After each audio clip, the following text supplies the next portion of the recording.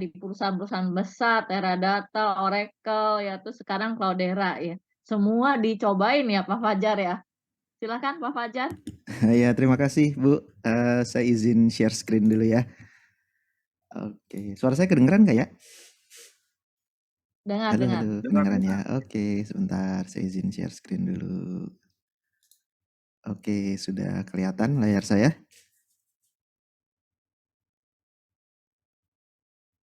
Sudah ya? Sudah. Oke, sip.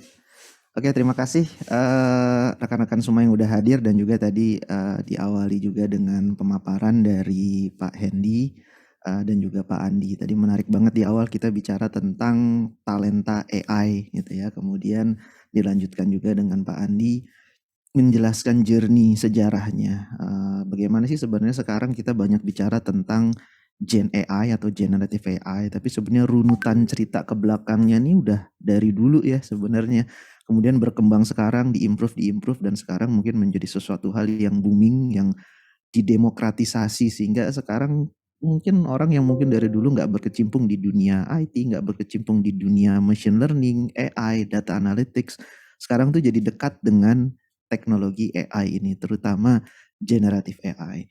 Nah, tapi terlepas dari penggunaan teknologi generative AI yang sekarang semakin marak digunakan, dan juga tadi juga udah dibahas sedikit sama Pak Hendy terkait dengan talenta AI ya Pak ya. Bagaimana sekarang dengan orang makin dekat dengan AI ya kita juga harusnya punya banyak talenta atau SDM-SDM di dunia ini gitu ya. Satu hal yang sering juga terlupakan adalah ketika kita banyak berinteraksi menggunakan solusi-solusi generative AI seperti ChatGPT gitu ya yang dibikin oleh suatu company namanya OpenAI, kita sadar bahwa kita tuh kalau pengen memanfaatkan generative AI, kalau menggunakan solusi yang berada di luar sana itu sebenarnya kita kayak melepaskan ya data kita, pertanyaan kita, bahkan kita juga sebenarnya nggak tahu tuh model yang kita pakai itu tuh di-train pakai data apa gitu. Nah ini akhirnya kemudian banyak membuat organisasi-organisasi itu berpikir, terutama kami di Cloudera, karena kebanyakan customer klien kami itu adalah enterprise company ya, organisasi yang memang punya data besar dan mengolah data mereka sendiri untuk kepentingan mereka gitu, kepentingan bisnis mereka. Akhirnya mereka bertanya-tanya, bisa nggak sih sebenarnya kita bikin generative AI tapi berdasarkan data kita? Atau bisa nggak sih kita bikin generative AI tapi yang trusted? Kenapa? Karena kita pengen tahu model ini tuh di-tune dan di-train menggunakan data apa, diberi konteks menggunakan data kita sendiri. Nah ini yang mau sebenarnya kita bahas gitu ya. Jadi agak beda sedikit pembahasannya. Kita membahas generative AI in general juga, tapi spesifik pemanfaatannya di skala enterprise, terutama dalam kaitannya untuk mewujudkan trusted AI menggunakan large language model. Sesi saya bikin moga-moga memang judulnya slide-nya Cloudera dan saya juga orang Cloudera, tapi mungkin mudah-mudahan 80% itu lebih educational gitu ya. Kita sama-sama belajar di sini, tapi mungkin nanti izin ada beberapa hal karena saya kasih contoh demo sedikit menggunakan platformnya Cloudera karena memang saya punya akses ke teknologinya. Oke, kita mulai aja. Tadi udah dibahas juga tentang Gen AI itu apa. Nah ini sekarang saya mau kasih suatu hal yang mungkin sedikit eye opener gitu ya. Kalau saya ketemu mungkin orang awam, bukan orang yang berkecimpung di dunia data analytics atau machine learning. Itu kalau saya tanya pernah pakai ChatGPT enggak gitu, dijawab pernah gitu. Gimana rasanya? Apa sih menurut kamu ChatGPT itu apa? Pasti jawabannya selalu, oh hebat ya kok kayak intelligent digital being gitu ya. Jadi kayak artificial intelligent digital being yang ada di sebelah sana gitu, yang ketika kita tanya dia jawab gitu. Nah, kata kuncinya itu ngejawab. Nah, ini yang sebenarnya perlu diluruskan. Padahal di industri kita nyebutnya itu bukan ngejawab. Kita nyebutnya makanya generative AI. Kenapa disebut generative AI?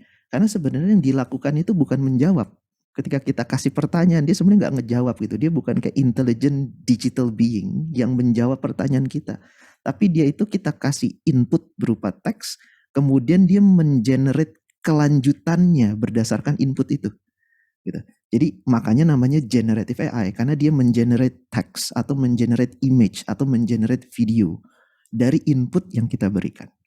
Makanya namanya generative AI. Nah, jadi ini paradigma yang mungkin agak harus kita switch sedikit gitu ya. Bukannya kita meremehkan capability, ini luar biasa sekali teknologi ini. Tapi mungkin untuk kita bisa belajar dan memahami, kita harus melihat bahwa ini bukan sesuatu yang sebenarnya di awang-awang yang kita mungkin nggak akan bisa bikin gitu. Jadi biar memotivasi kita juga bahwa ini simply adalah suatu teknologi di mana kita kasih input, kemudian dia mengenerate lanjutannya. Oke. Nah, dari sini mungkin saya langsung contoh aja sedikit. Biar lebih memahami gitu ya, kalau saya daripada kita pakai langsung dalam bentuk web based application, kita ketik keluar jawaban, saya kalau lagi ngoprek sesuatu senangnya ya langsung aja saya tulis, saya coba dalam bentuk code gitu ya. Nah mungkin teman-teman yang hadir di sini ada yang familiar gitu ya dengan coding, dengan Python, tapi mungkin saya coba go through secara ini aja kali ya, high level ya. Jadi apa yang kita lihat di sini ini adalah suatu tools namanya Jupyter Notebook. Nah di Cloudera ini adalah sesuatu yang bisa kita bikin running di atas platformnya Cloudera. Jadi platform Cloudera itu adalah suatu big data platform di mana biasa klien kita itu pakai buat menyimpan dan mengolah data gitu ya. Jadi data internal misalnya perusahaan di industri telekomunikasi, perbankan, manufacturing gitu, mereka pasti punya data kan, datanya dimasukin tuh di platform Cloudera. Setelah dimasukin kita pengen ngolah gitu ya datanya, kita pengen ngelihat nih ada insight apa di data kita. Nah, salah satu penggunaannya juga tadi adalah ya kita pengen explore kita. Nah, ada tools yang bisa kita taruh di atas platformnya Cloudera, itu namanya Cloudera Machine Learning. Nah ini yang saya lagi buka sekarang. Nah, teman-teman lihat di sini, ketika kita kemudian mau pakai kayak ChatGPT, ya kita biasa langsung buka webnya, atau sebenarnya kalau yang berbayar, kita itu bisa memanfaatkan API-nya ChatGPT. Jadi kita langganan, beli kredit ya, kayak beli token, terus kemudian nanti kita dapat key-nya. Nanti key-nya kita pakai, kita tembak buat ke REST API-nya ChatGPT. Nah, kenapa saya mau tunjukin ini? Karena ChatGPT aja kalau kita pakai itu nyebut API-nya itu bukan answering API.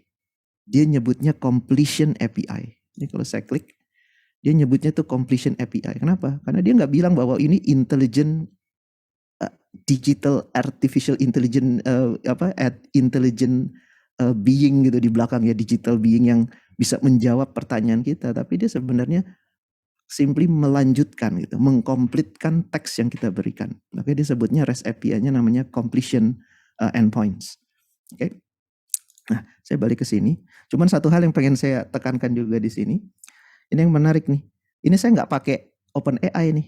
Nah, mungkin teman-teman bertanya, loh itu kok Pak Fajar nunjukin API key-nya nih, bisa saya copy paste kok nih. Nanti bisa saya pakai nih, kreditnya kita pakai. Oh enggak, silakan copy aja. Ini saya nggak nembak ke OpenAI. Kenapa?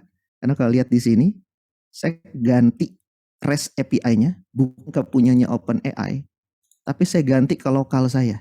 Nah, apa itu lokal saya? Saya punya namanya Cloudera Machine Learning ini, itu running di server saya. Saya punya nih, ini running saya punya server di rumah, ini sebenarnya di bawah kaki saya. Saya install Cloudera Data Platform, yang tampilannya kayak begini. Ya, ini saya install di server saya mau tunjukin aja sedikit. Jadi saya punya server di rumah, saya jalanin pakai VM lah ya, tapi realnya biasanya customer Cloudera nggak jalanin di VM kecil kayak begini. Ini karena saya buat demo aja. Ini saya ada GPU nih di rumah. Kemudian tadi saya install Cloudera Data Platform yang tadi ya buat mengolah data berskala besar. Kemudian ada salah satu komponen dari Cloudera Data Platform itu adalah Cloudera Machine Learning. Nah si Cloudera Machine Learning-nya ini kemudian saya deploy large language model yang kemudian saya jalankan sebagai server. Nah ini nih, saya punya nih namanya LLM server, saya deploy sebagai REST API. Ini running di Cloudera Machine ini di lokal saya nih.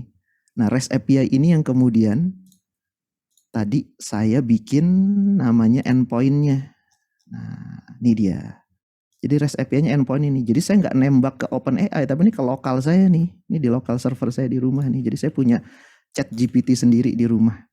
Nah, saya bisa buka ini REST API endpoint-nya, dia akan ngasih tahu dia modelnya ini saya download dari Hugging Face. Jadi bukan modelnya si OpenAI ya. OpenAI itu kan modelnya si GPT 3.5 atau GPT 4 gitu. Ini saya pakai model saya download dari Hugging Face. Kemudian saya load, saya running